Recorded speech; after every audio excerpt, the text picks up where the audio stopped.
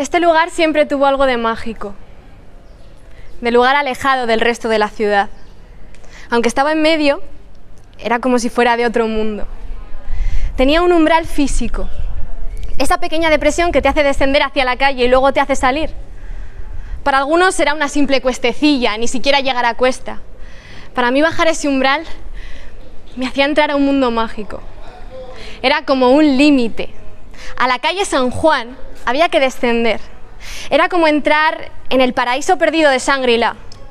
¿Os acordáis de esas películas en las que un viajero busca el paraíso perdido de Shangri-La y cruza montañas y pasadizos hasta llegar a su destino? Pues esta calle era igual. Había que cruzar un peaje, había que descender. En realidad era un poco como bajar la pendiente de una sala cinematográfica, en la que entras a un lugar en el que todo puede suceder. Entras con los ojos cegados, buscando un punto de apoyo en medio de la oscuridad. Recuerdo ir al cine Frontón, la primera vez que fui al cine con mi abuela. En cartelera, 20.000 leguas de viaje submarino. Y otra de Rafael, Cuando tú no estás, en sesión doble. Tenía yo 6 años.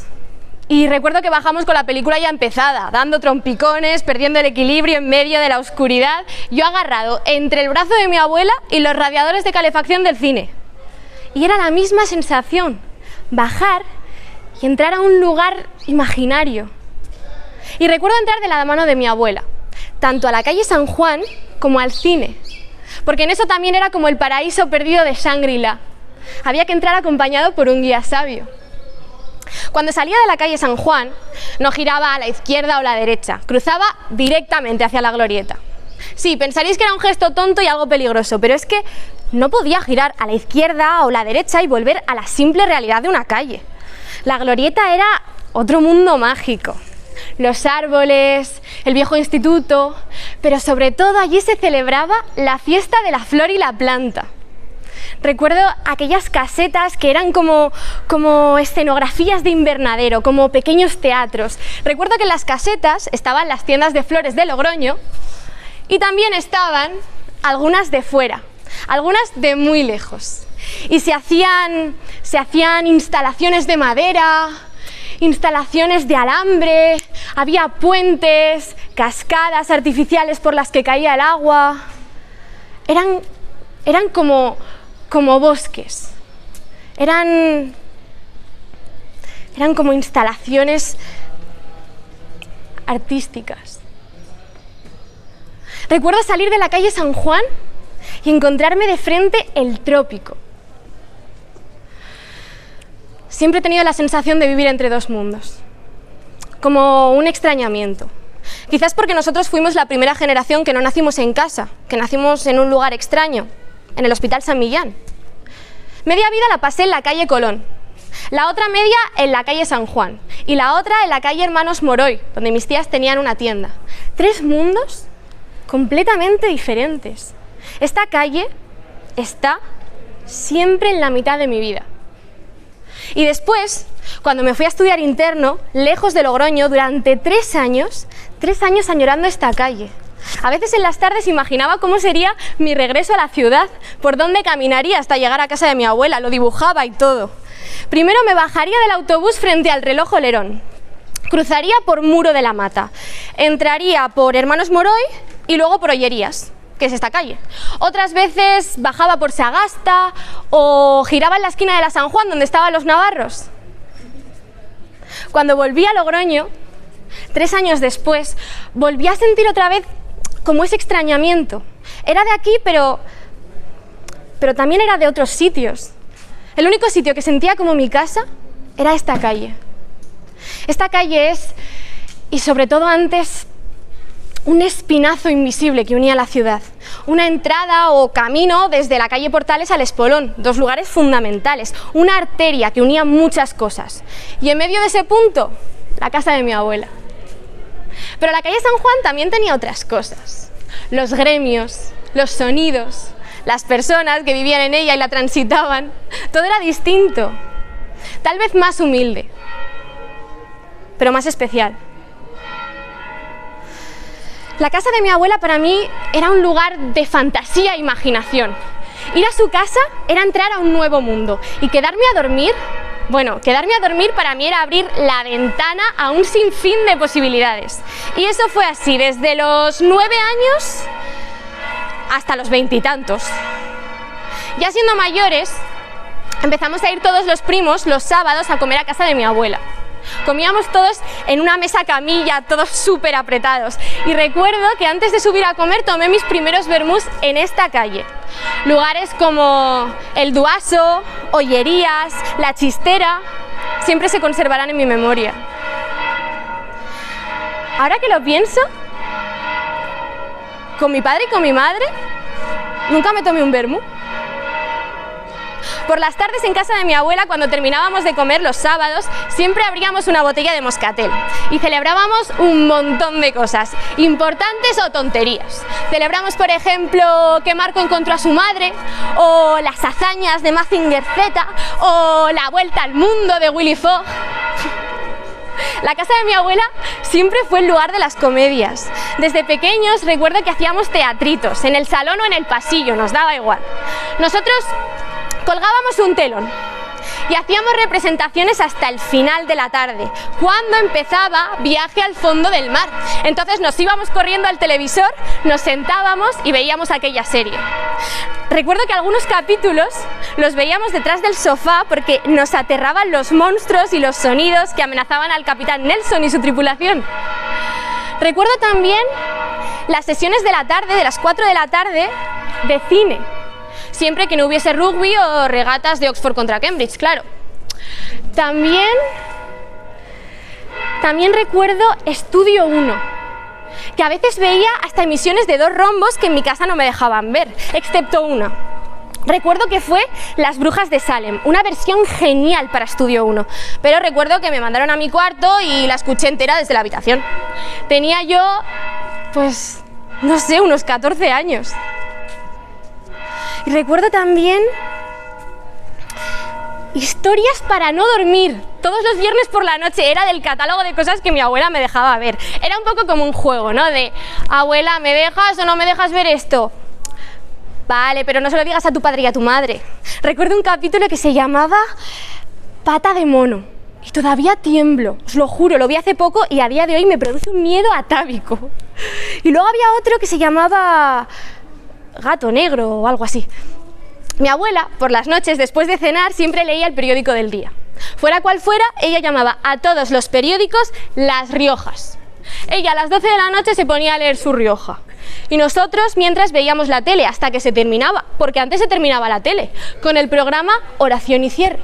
Y cuando salía el curita, que a mi abuela le parecía muy bien porque era muy guapo, le decíamos, abuela, oración y cierre. Y ella decía, ¿pero qué hora es? Y cuando le decíamos, abuela, a las 12:30, ella siempre decía, repuñeto, repuñeto, ¿pero qué horas me dan? Y entonces se quitaba la ropa, se quedaba en camisón y se iba a la cama. Pero no era solo mi abuela y la calle San Juan, era todo lo que pasaba por este barrio. Recuerdo que donde estaba el Tastavín había un taller de pinturas que se llamaba Pintura Segura y hacía pues pancartas para las peñas, murales para las tiendas, pero sobre todo me acuerdo de que tenía todo el suelo lleno de botes de pinturas abiertos por todos lados. Recuerdo también Los Navarros. ¿Os acordáis? Era un bar que tenía así como una decoración como árabe en la que se juntaba la gente que hacía trato con animales y tal. Luego también la librería Sangrador, el puesto de venta de quisquillas en Moró y en fiestas. Recuerdo también, ¿sabéis el qué? Las noches de verano y la gente hablando por las calles. Recuerdo a la gente sentada en las casas o de balcón a balcón incluso. Y en San Mateo, la gente que sacaba las mesas estas de madera grandes en las bajeras de las casas y se comía, se cenaba, amigos, familiares, vamos, fuera quien fuera. Y también recuerdo a los vecinos, sobre todo a una vecina que tenía que se llamaba Tere, bueno, la Tere. La Tere subía todas las noches a cenar a casa de mi abuela, hasta que se casó con Luis, un hombre muy particular del que recuerdo que hacía belenes, pero dentro de grandes botellas, y los ponía en el balcón de su casa, era como una especie de exmarino. A mí la Tere me gustaba mucho que subiera a casa, yo la sentía como alguien de mi familia, porque es que además, cuando acabamos de cenar, nos contaba películas. Películas que yo no podía ver porque era para mayores de 18 años. Ella las narraba y yo recuerdo que con la voz iba viendo las películas. Era como otra forma de contar. Recuerdo que a veces nos contaba películas de miedo y terror, y eso agudiza la imaginación, porque para mí ahí está el germen de la imaginación, en ver lo que no puedes ver. Pero también había otra forma de ver las películas en este barrio. Estaban las carteleras de la calle Portales. Recuerdo que en la calle Portales, en cada columna estaban los fotocromos, que eran las carteleras de las películas que estaban en los cines de Logroño. Yo siempre me bajaba y me pasaba como 10 minutos como mínimo viendo cada cartelera. Los jueves o los viernes cambiaban las carteleras y para mí era algo obligatorio bajarme durante horas a ver aquellas imágenes. Era algo increíble.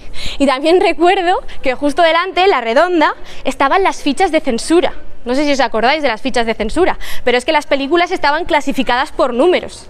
Estaban 1, 2, 3, 3R y 4, dependiendo cómo de violentas fueran para la moral cristiana. Las que tenían el 4 eran muy violentas para la moral cristiana. Y yo me acuerdo que las veía y decía, ¿qué será lo que tienen para que tengan el número 4? No lo acababa de entender.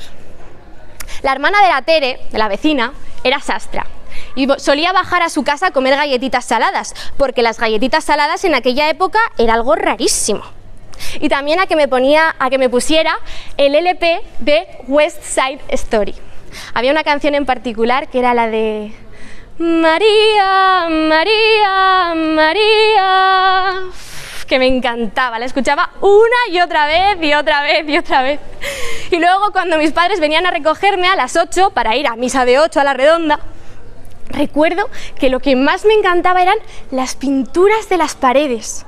O sea, yo me pasaba los 40 minutos de la misa viendo aquellos cuadros. Para mí era algo increíble. Era un poco como la continuación de lo que pasaba en casa de mi abuela. Recuerdo también la Semana Santa en la calle San Juan. Era bastante particular, porque recuerdo los sonidos, los tambores de los pasos y el silencio. Y si querías bajar a ver los pasos, pues te tenías que ir a la calle Portales, que era donde estaban. A mí me gustaban bastante los pasos, por eso que tenían de teatral.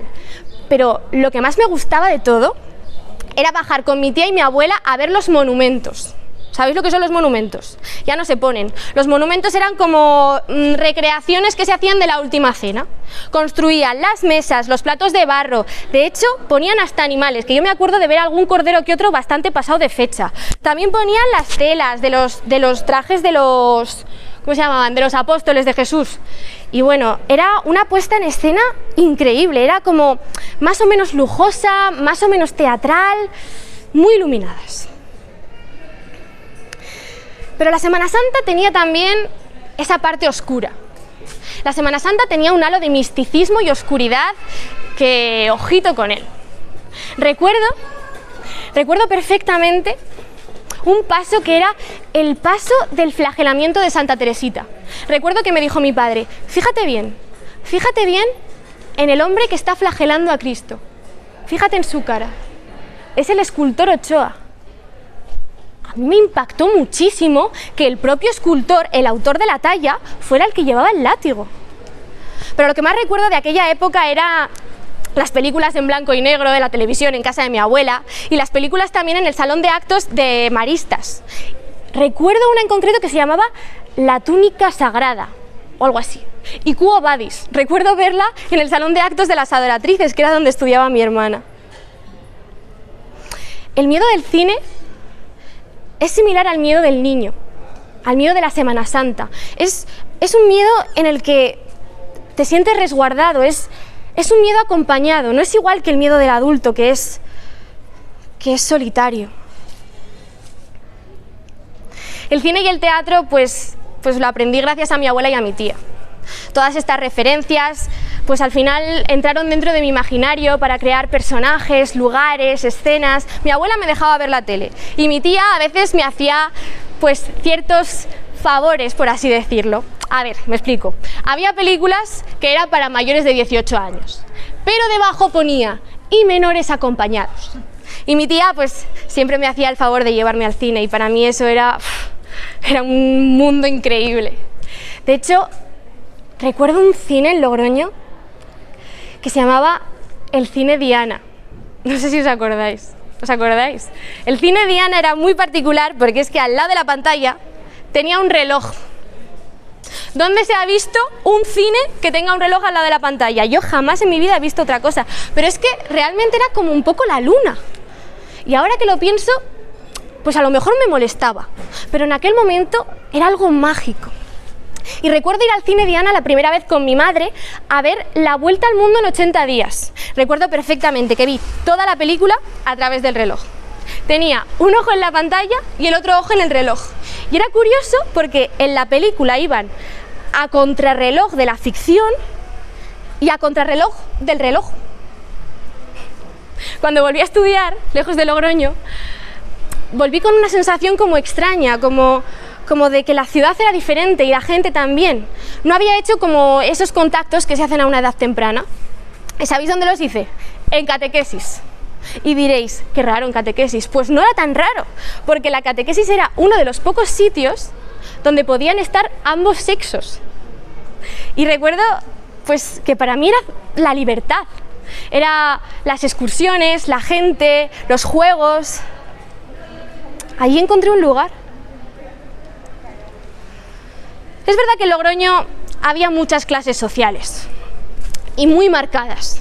Estaba, por ejemplo, pues la gente de bien que iba con sus mocasines por el tomtodromo de la Gran Vía, y luego estaba de allí hasta la calle Mayor, pues todos los demás.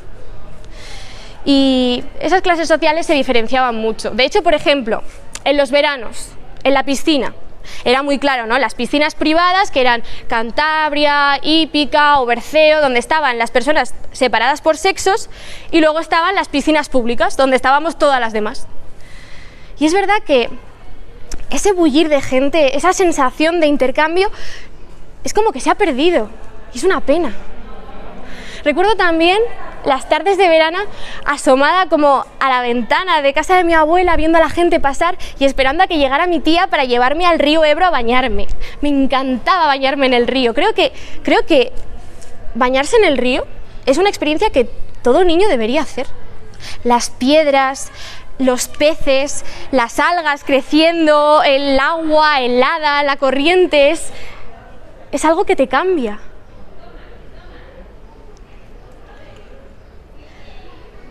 La casa de mi abuela tiene un cierre provisional, antes del cierre definitivo. En realidad fue un cierre definitivo para esta calle. Fue el atentado de ETA, en la calle Ollerías, aquí. Fue una cicatriz para la ciudad. La metralla de la explosión atravesó la ventana del cuarto de baño de mi abuela y acribilló la puerta de madera entera. Mi abuela estaba en casa. Yo estaba en la escuela de magisterio, en la cineteca, pero recuerdo perfectamente escuchar el sonido ensordecedor. Mi abuela y mi tía se quedaron en shock. Si hubieran estado en el cuarto de baño, habrían muerto.